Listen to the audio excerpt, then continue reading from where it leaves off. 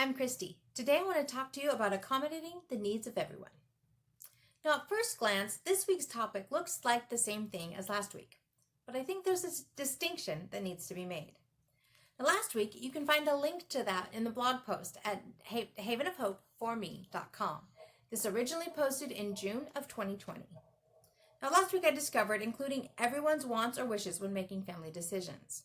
Now, I mentioned in that post that I think it shows a lot of respect for each individual and proves that each person has equal input in family decisions.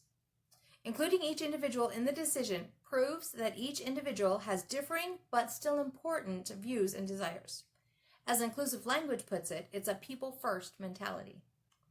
But when looking at needs, different factors come into play. This is where you begin considering accommodations and modifications. Are activities feasible? Is the location appropriate for everyone? Do weather conditions need to be factored in? I see needs as things that are legitimate factors that must be taken into account when planning family activities. Let me explain this from our personal experiences with college visits. When we go with just Sean, there's very little that we need to make accommodations for. Do we want to carry a water bottle all day? Can we get water along the way? How long will the tour be? Will we need to get a meal? If so, when and where will we get it? That's about it. We're all capable of completing all parts of the tour. We can sit through a presentation and understand everything that's explained to us. Touring the campus, going up and down flights of stairs, etc. aren't issues for us. We can keep up with the group and still hear and follow what the tour guide says along the way. You get the idea. But when AJ comes with us, things are different.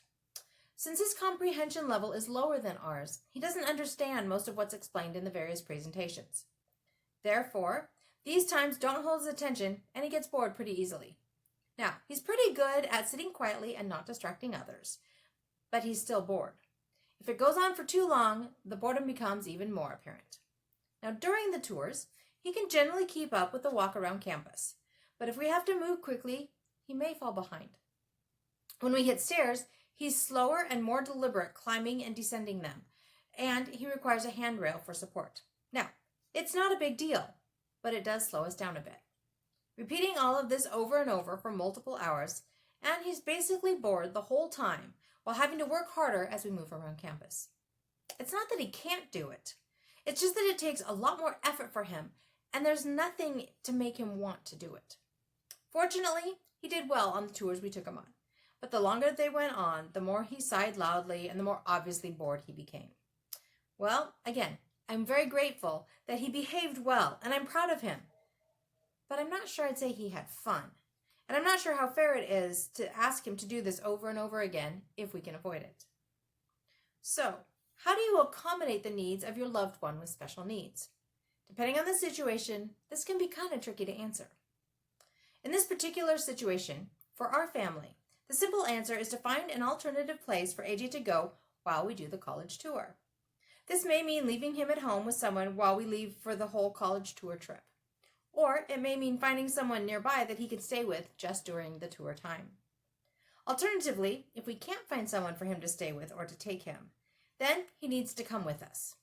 But we know the dynamics of that tour will be different. Our attention will be split between participating in the tour activities and making sure AJ is getting the assistance he needs and isn't too bored. In other situations, it may mean we take a different path or a simpler trail if we're going on a hike. Or if we choose a different movie based on what will keep AJ engaged and interested in the movie. Well, you get the idea. So how does all of this apply to you? Here's a few thoughts. First, I'd say consider the activity itself. Will it be enjoyable for every family member? What accommodations could make it fun for everyone? Could one or two people break off during part of it to do something fun, while the rest of the family participates in other activities that aren't appropriate for every family member? Now, you also need to consider the purpose of the activity. Is this something that needs to happen, period? If so, is there a way to include every family member? If not, what other arrangements need to be made? How feasible is each option?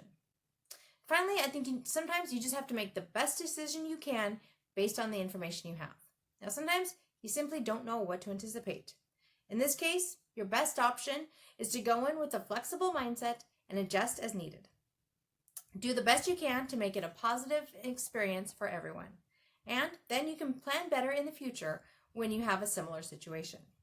In the end, you know your family best. Trust your instincts. Go have fun together as a family. Time spent together is rarely a bad thing. Memories are always being made. I choose to do my best to make sure that they're the best memories possible. I hope these ideas help you make similar choices for your family.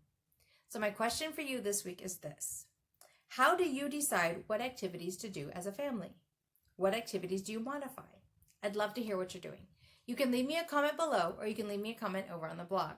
Again, that's at www.havenofhopeforme.com. This originally posted in June of 2020. As always, I'd appreciate it if you'd share this with anybody you think would find it helpful. I'd love to help as many families as I can.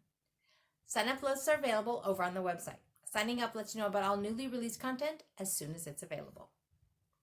I'm grateful for family time together and for the opportunity to make the best of each situation as it arises, so that I can continue to say that life is good and there is never a dull moment.